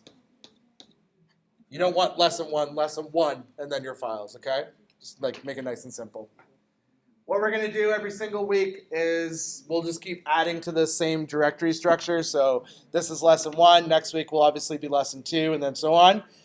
Next week, you're going to learn GitHub, and we're going to actually push all of this to Git. So it will exist on Git. So you'll actually have all your lessons week to week sitting in your own GitHub repo, which will be nice and easy for you to use and access. One other thing, I didn't tell the other classes this, I don't know why, but my tests are open book, open internet, which is odd for people, but they're open intranet, which means you actually have full access to PHP documentation, MySQL, Stack Overflow, all those type of things. The only thing I don't allow is social media. Obviously, you can't communicate with other people, but you can use the internet resources just like you would in your job in order to access information and to solve your problem, whatever your question is or whatever the practical is. That being said, having these files accessible to you where you already kind of knew you did this one thing is definitely handy. So make sure you follow along and keep this going. Cool, so once you've done that, you'll notice there's an index.php file, and if you click on it, there's a bunch of stuff that probably doesn't seem familiar. What I want you to do is click inside that file so your cursor's blinking in there, hit Control-A, or Command-A if you're on a Mac, and hit Delete, and just eliminate all the contents of that file. We're going to rewrite that file. Sorry for it. What's that? For index.php, yeah. Okay? So, HTML refresher, right? Because we're going to write a little bit of HTML. One of the gorgeous things about PHP is that you can actually write HTML and PHP in the same file and keep like interchanging between your HTML and your PHP, which means you can actually use PHP to create like kind of like a template almost. So we're going to kind of do that a little bit. Don't be totally stressed out if you're like, I don't understand all of this. It's not a big deal. This is just kind of like an introduction to what we can do with PHP. Next week, we're going to take it nice and slow, starting off with commenting, learning what a variable looks like in PHP and how it works, learning about data types in PHP, because there isn't any. They're implicit, and learning other little details. All right? So don't be stressed out. All right. Hopefully you remember this piece. Do you remember the first thing we need for an HTML file? That's exactly it. It's so funny. I asked that question in every one of the classes, and everybody got it every time. You can tell your HTML teacher like drilled it into your head. Doc type. You always have the doc type. So all right, does anybody know what type of doc type that is? Because there's many of them. This one's specific. That's the HTML5 doc type. It's what actually signifies that this is an HTML5 document. What's next? What do we obviously need next? Just the HTML tags, exactly. Let's write our HTML tags.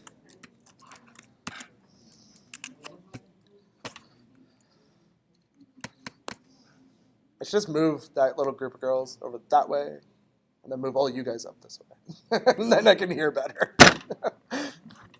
All right, next we need head and body. Actually, believe it or not, you don't need body. It's actually not required. We write body because it gives semantics to it, and body also helps tell the browser where the actual body is, but it's not required by the WC3, and your code will validate without a body. However, we want to make sure we have head and body. Those are things we're used to writing, so let's write our head tags and write our body tags because they are siblings of each other. There we go. So we've got head and body. All nicely contained within our HTML. Notice this thing I'm doing where I tab in and they become children of this thing because they're nested. I really appreciate it when students use tabbing. Makes reading your code a lot easier when you do those nice little tabbings and keep things nice and organized.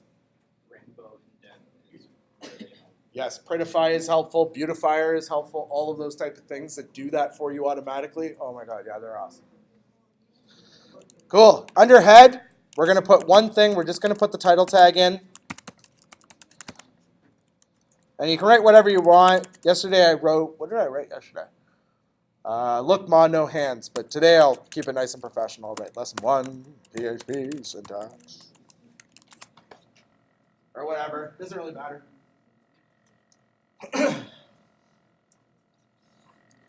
Does that title show up inside like the browser main page?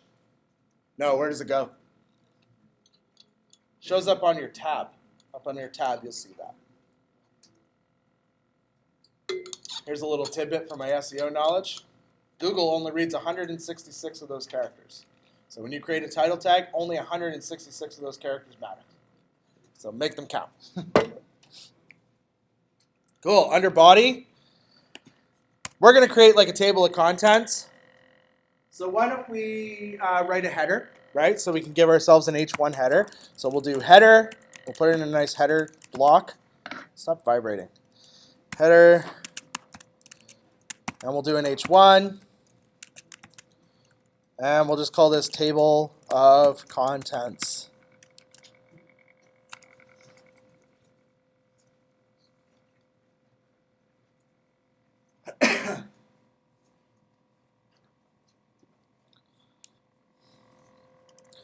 And a table of contents is usually a list, and generally that list is numbered. And in HTML, we have two different lists available to us. We have an unordered list, right, which is just the ones that are with bullet points. And then we have an ordered list, which is the ones with numbers. The only difference between those two tags is one letter. Ordered list is OL, unordered list is UL, right? So we're going to use an OL. Like, oh, actually, let's put it in a section. And we'll properly do some code. That way it's in a block element. I mean, OL is a block element. So we'll write a section. And then we'll write our OL tag.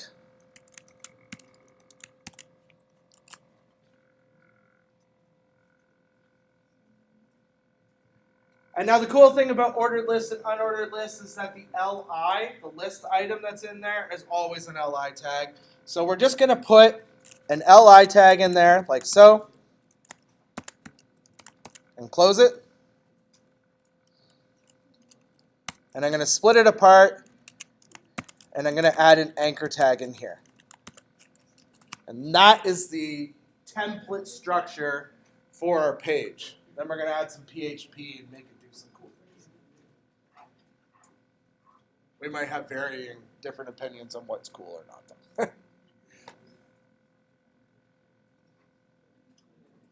I like programming because I'm a super lazy person. When I started G-Shift way back in 2014, I was like, we sat down, we started out as these administrator roles, right? This is before they believed that I could actually program. And they're like, okay, here, there's 103 BDO websites. BDO is a company in Canada that does insolvency. Anyways, they're like, there's 103 BDO websites. We need you to go to each website and do these 12 steps. So I did 2 of them. And I was like, this is stupid. So I went onto the internet and I'm like, there's got to be a way to automate my browser to do this automatically. So then I found Capybara, which is a Ruby project that allows you to do browser automation using a headless browser.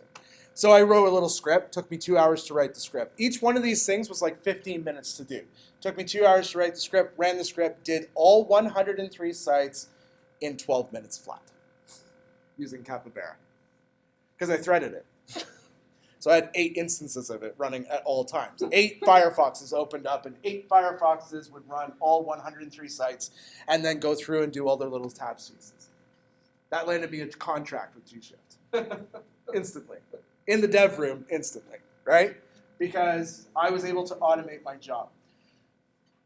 They think it's because I'm a good programmer, but really I'm just very lazy. Because I don't want to do these redundant tasks, and I don't understand people who force themselves to do redundant tasks. I don't want to write 4 li tags to write out each of our 4 files and create links, because I'm super lazy. I'd rather write an array, iterate over the array, and spit out 4 li tags. That to me is much easier. Maybe it might be more lines of code right now, but in the future, if I have to add 25 more links, I just add new array tags, right? That's it. And then it constantly spits out the code, and I don't need to write all that code out. So that's what we're going to do. We're going to first create a PHP array, which arrays in PHP are kind of weird. They call them arrays. They're not. They're more like hashes. Do you have hashes in Java? Yeah, they're more like a hash with key value. Just a regular array in PHP, the keys are 0 through to whatever. But you can modify those and turn those into like words and stuff like that. So that is a bit of a gotcha for a lot of people when they try to do hashes and arrays, because they're the exact same thing in PHP. So we're going to write a hash, actually. So why don't we do that under, let's do it above section. Because like I said, we can put PHP within our HTML. That's totally cool. We denote a PHP block using PHP tags, and they look like this. The first piece is the open tag, which is the lesser than symbol with a question mark in PHP. And the closing tag is a question mark and the greater than symbol. We can write them in line like that and then write code directly in there if we wanted to. Don't write that. Or we can split them apart onto 2 separate lines and write our code in between them, which is what we're going to do for this. We'll write it in line 1 and 2. Let's write a comment. Our links hash. We'll call it our links hash. What we're going to do is we're going to take the keys, and we're going to make the keys the paths to the files, and the values the title that we want to call that path. So when you think of an anchor tag, right? Anchor tag has an href, right, which is the path to whatever it is you're trying to access. And then the piece in the middle between the two, the opening and closing anchor tags, is the title of whatever your link is going to be, right? So we're going to do both the path and the title. So let's take a look at what that array is going to look like. We're going to go $, and we'll call it links, right? So that's a variable in PHP. All variables are denoted with the $. Equals, and we're going to shorthand this. We're not going to write it in the long way, so just a set of square brackets. That denotes a hash or an array, depending on what you want to call it. Cool thing is we can put our cursor in the middle of it and break it apart so that we can get some nice, structure, organization looking stuff, right? This is more just convention than it is actual requirement. So in here, I'm going to write my keys and then my values. So I need my list of files, which I can get from over here. That's their paths, right? I'm going to just shorten this up a little bit. Come on, move over. Okay, then don't. Oh, that wasn't handy at all. All right, I'll try to keep this within 1 line. We'll see. So my first path, we're going to make a home path. So I'll do index.php. That's going to be my key. And the way I denote the value is with something called a hash rocket. It's like an equal sign and a greater than symbol. And then the string will be home. And once you're done typing that, congratulations, you wrote your first item into a hash, into a PHP hash. This is our key. This is our value. If I want to access this value, I can type in $links, square bracket, index PHP, and it will return back this value. Okay? Let's do the next one. Write a comma, because it's a list. Right? Don't forget the comma. That tends to be the one thing that everybody forgets, is the comma.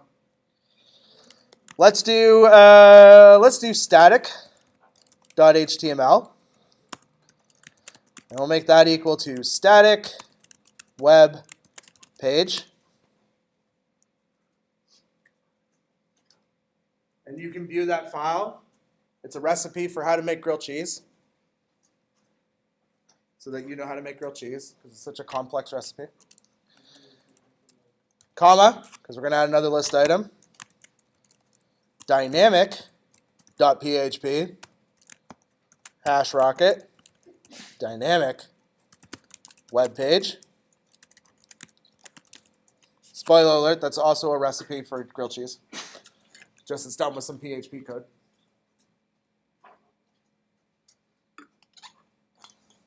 I like grilled cheese. I'm pretty good at it too. Comma, our last link, php-syntax.php, hash rocket, php syntax. And don't put a comma after that one. Fun fact, in programming, when you add commas after the last list item, that's known as a trailing comma. Some languages support that, like Ruby. Other languages do not, like PHP. They blow up because they're expecting another list item, but it's not there. So this is our wonderful hash. And like I said, if we wanted to access something from our hash, we could do it quite easily. We could just say, okay, I want to echo one of the things from this. Echo is how we output information. I'm going to echo links, and I want to echo the value that is stored into PHP, semicolon. PHP is a semicolon delimited language, which means all statements that you write must end with a semicolon. They have to. It's just a requirement.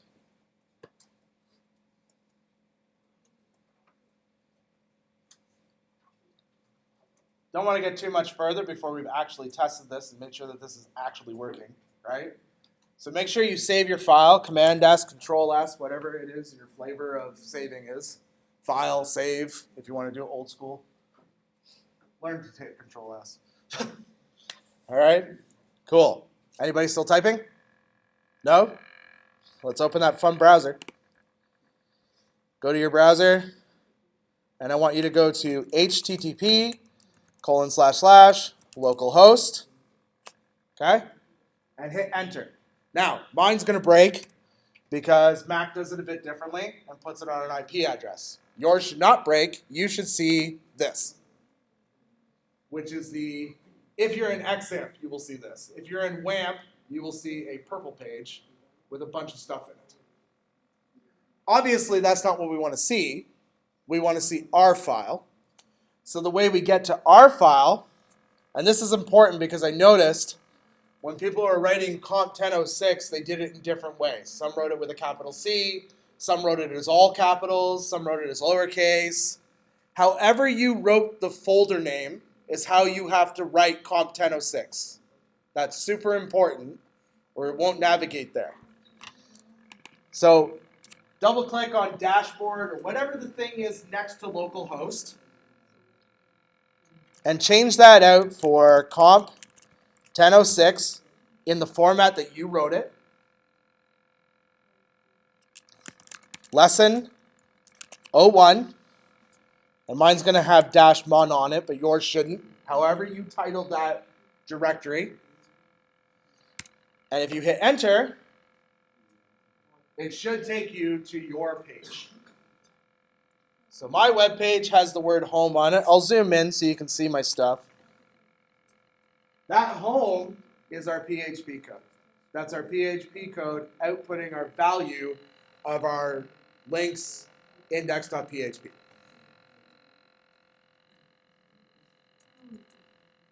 Were you able to get there? Cool. Parse errors are fine. That means PHP is working. Are you on this page, though? Oh, you got nice parse errors, too. Echo TC, 9.1? Awesome. So you have an unexpected echo. Probably because you're missing a semicolon above it. Okay. Yeah. All right, let's jump back to our IDE. And we'll add some more stuff. Now let's get rid of this line because this doesn't help us, right? We don't really want an echo statement just out in the middle of nowhere. So we'll get rid of the echo statement. If you want to keep it around, just comment it out. To comment it out, just add 2 slashes in front of it, in case you want to keep it around just for your own reasons, right? Me, I'm just going to delete it completely because I have no use for it. And we're going to write more echo statements anyways. We're going to write so many echo statements, you're going to hate echo statements. We're going to write like 5,000 echo statements easily over the next 14 weeks. So I have my links. Here's the flow of my application. I want to iterate, right? I want to repeat, loop over these links, and take each one, take the first piece, the key, and make it the href for my A tag, and then take the value and make it the title in between my A tags, right? That's my goal. So I need some way to iterate over them, right? So I need a loop, right? I need a loop, and then I need to be able to spit those information out. And the cool thing is PHP is so used to doing this, it creates tools that make this very easy. We have something in our tools called a for each loop. And the for each loop is a gorgeous device that allows us to iterate over an array of values. And it will literally take each item and spit its key and its value into 2 variables that we can then access within the for each loops block. Okay? So let's write our for each loop. We have to look at our code and figure out what are we actually looping? What are we going to repeat? The li tags are the things we need to repeat. So our PHP needs to block around that. Obviously, we can't just write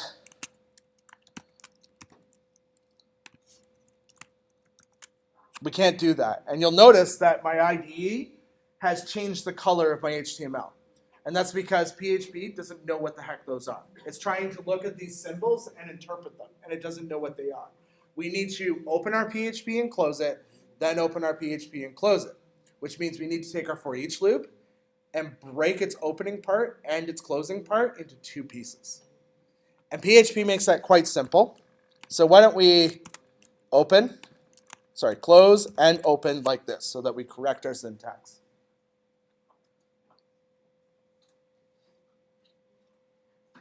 In the top block, we'll write our for each loop.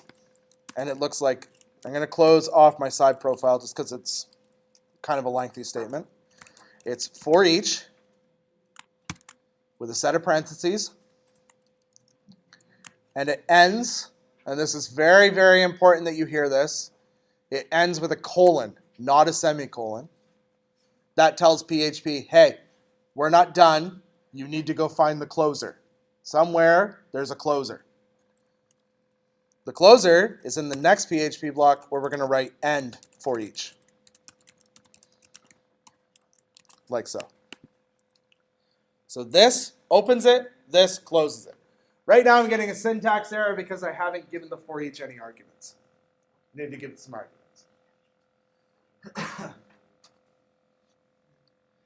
Now what's interesting in PHP, like I said, it is a comma delimited language. You can put a comma in there semicolon, you can put a semicolon in there and terminate the statement. But because we're already closing that PHP line, you don't need to. It's not a requirement. It's automatically insinuated that it's closed already. So inside our for each, the first argument it takes is the array you want to iterate over, which we called links, I believe. Yes, links. Did you hear me? I was just Oh, you're like, huh? What you say? So we'll give it links. Now we need to say to the for each loop, for each item in your list of links, I need you to spit it into another variable. If we were just iterating over and grabbing the values, we would write it like this, as item. That's how we would write it, right? So PHP for each links as item, or value. Why don't we write it as value? Because that's actually what's happening. It would be the value. So what that basically means is that as it goes through, it's going to grab a list item. It's going to pop off the value and store it into $value. The problem is we don't want just the value. When we look at our array, we want the key and the value. We don't want just home, static web page, dynamic web page, and PHP syntax because we can't navigate to those. We need to navigate to their paths. So what we do is we replicate this hash rocket syntax and we write it like this. $key, exactly the same way it's written in our for each, or in our hash. So as you can see now, what will happen is index.php will populate this variable key. Home will populate this variable value. And then in here, we can spit those out inside our A tag. Iterate again. Next time, key will be static.html, value will be static web page, and so on and so forth on each iteration. Why are you giving me grief? Unexpected bracket. You're baked. I blame the IDE, but it's probably actually going to fail. Oh, you see, I just need to save. That's all. All right, so now our PHP is closed, and we need to get these variables into this stuff. So we're going to use some inline PHP, just like we basically wrote up there. Let's do the value inside the two A tags, because that's probably the easiest. So it'll be PHP and a closing PHP tag. We know how to output to the screen. What's that keyword? Do you remember? How do we output to the screen? Echo, exactly. Echo. And what am I echoing, the key or the value? It's hard to remember, right? Not key. Key is the link. Value. You see, this is why it's so imperative that when we name our variables, we name them things that make sense to the data that we're using, right? This is a common practice that I hate. I see this all the time. I'm going to call it key and value. Okay, well, that kind of makes sense, but I mean, that's not a key, that's a path. And that's not just a value, it's a title, right? So why don't we just use those words? Because those words make sense. They actually represent the data better, right? So let's do that. Let's change key to path and value to title, because that makes sense. Those things actually reflect the data that we're working with properly. So obviously we can't PHP echo value anymore because it's no longer defined, so we need to change that to title. That makes more sense. That's easier to understand. So obviously path is going to be the a href, right? I say href. People make fun of me for saying href. They're like, it's href. That's not how it's phonetically said. It's phonetically said href. So let's add the href. Now the href, the important thing is that we still have to abide by HTML syntax rules. We can't break those rules. And when we define an attribute, it has to have a string. That's a requirement, right? But we can put the PHP syntax inside that string. It's totally fine because our binary is just going to interpret it inside there and then return back whatever the value is that's in there. So we'll echo $path in here.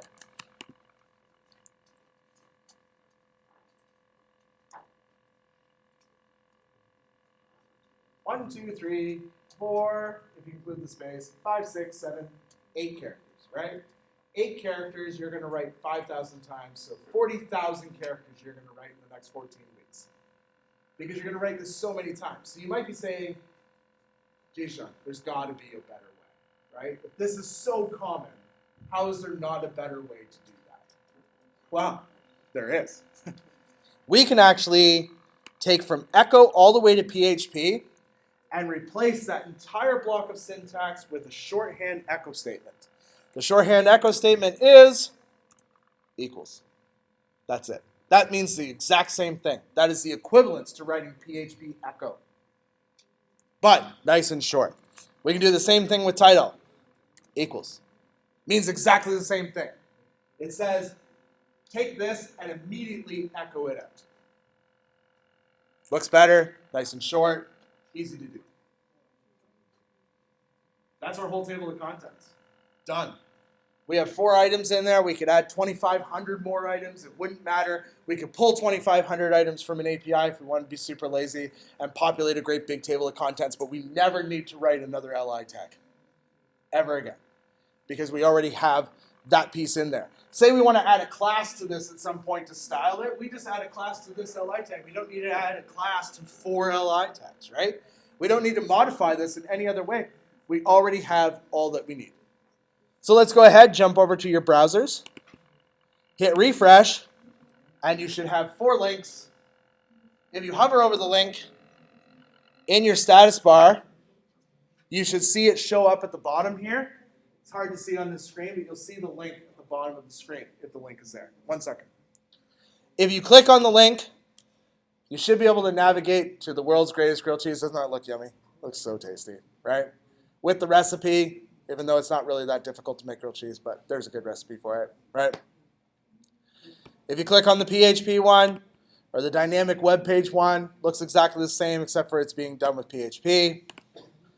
And the PHP syntax, well, that's just a hint to what we're going to be doing next week, nice and slowly as we go through and actually learn some PHP syntax.